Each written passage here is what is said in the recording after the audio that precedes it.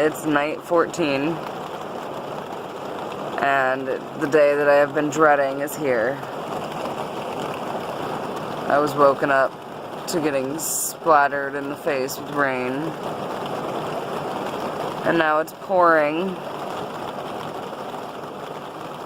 My driver said window doesn't go up all the way, so I've had to put one of the sun visors from the windshield in there to help repel some of that water.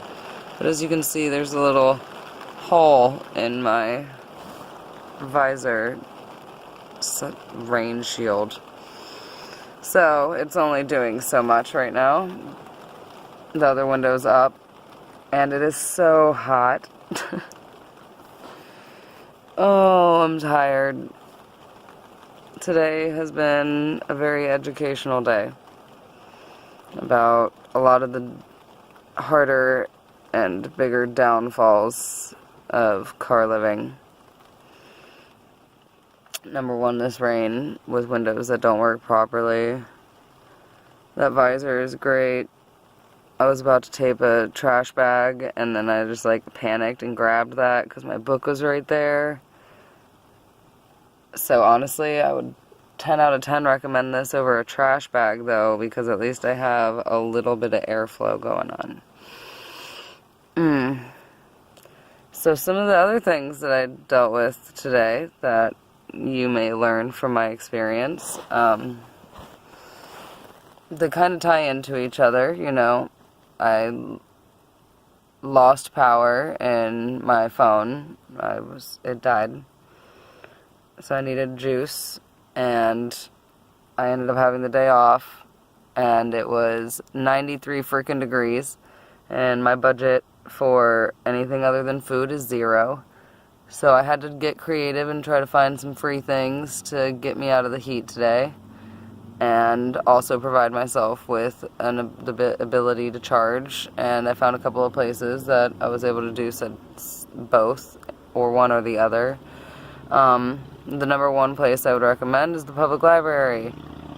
It's open early and open all day. It has air conditioning, a water fountain, lots of places for you to plug in, free Wi-Fi.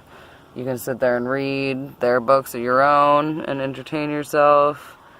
And obviously it's 100% free, so that is obviously the best choice. The second option is more to get out of the heat, less for power, because typically a museum is not going to let you charge up there. But you can go into, most museums have a day every week where it's free for you to go. So if you just do research into the museums in your area, you can find a museum almost every day of the week pretty much that you can go into for free. So with a little bit of research, you got something entertaining and free to do to get you out of the heat. And the third place I would say would be parks, but you have to go for bigger parks in order to get power. Usually those pavilions will have external power sources or power outlets, and you can use those while you hang out at the park. But you have to choose your parks properly. Again, they have to have the electric hookups, and if you're trying to use it to escape the heat, you want to find one that's shady and preferably on water, like a river or something, to give you a breeze. There's only one park in the town that I'm in that actually offers a cool alternative, so it's something to keep in mind there. But yeah, rain, heat, and no power. Yay to day 14! It's all about mindset, right guys? So, you just gotta stay positive. And drink vodka.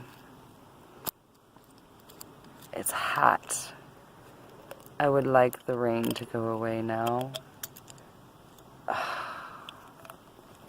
Cheers. Last night freaking sucked. After I stopped recording, it stopped raining a few minutes later, and I looked at the radar, was expecting clear skies for the rest of the evening. Everything was supposed to be great. It was not. I had to set everything back up into normal sleeping position, and 2 hours later got woken up to a bucket of water just being poured on my face from the world. It was downpouring. I had to quickly set my visor back up, but those holes that I had in it were much more of an issue with a torrential downpour than they were with a regular rain. So I had to hang up a couple of my cleaning rags, because I haven't done a backstory video yet, but I own a cleaning company and I also operate it out of this vehicle on top of living out of this vehicle. So I have lots of cleaning rags, and I just kind of put them up in all the little holes on the visor to prevent the rain from coming in as much as possible, which worked surprisingly well. They just absorbed it, and if they dripped on the ground, so. But yeah, I had to switch sides and go back to sleep. I had a really restless sleep because of this. Slept really uncomfortably, just up and down all night, and this is why I was saying in the last video that quality of sleep is so important, because I am so tired today. I haven't even put my bed up. Usually the first thing I do is fold all my things. I just put it on the passenger seat because I didn't want to deal with it. Like, no. And then of course it starts raining again. But this is not even before, or this is before, I'm that broken right now. Thankfully, my disaster that occurred this morning occurred before it started raining again. I went to start recording this video like an hour ago, and I went to go put my phone in the normal spot that I do in my window, right, like on this area. It had just enough space to where it snugly held the phone in a prone position. And I went to do that this morning, and I didn't realize that shoving this visor, even though it's super thin, shoving that in there apparently separated the frame a tiny bit from the outside, and my phone fell into the door panel this morning. I've never taken apart a door panel before. That was fun. I didn't get the part off where the speaker was, so I had to just shove my arm in, because of course it was all the way down at the very inside part of the door. Oh, it was a disaster, but I got it. Obviously, I'm recording this video now. So, you know, disaster on top of disaster the last 24 hours. I'm hoping that that was like the disaster day, so today will be better. We shall see. Still raining, so starting day 15 off, great, yay, and I have to go to work soon. I don't want to get my stuff all wet. I don't know how I'm going to fold all my things in here. I should have just done it when I woke up this morning. I'm regretting my procrastination. Don't procrastinate just because things have been rough. Another lesson learned. On that note, I'm going to end this video now, and wish me luck. Definitely think I'm going to need it over the next few days.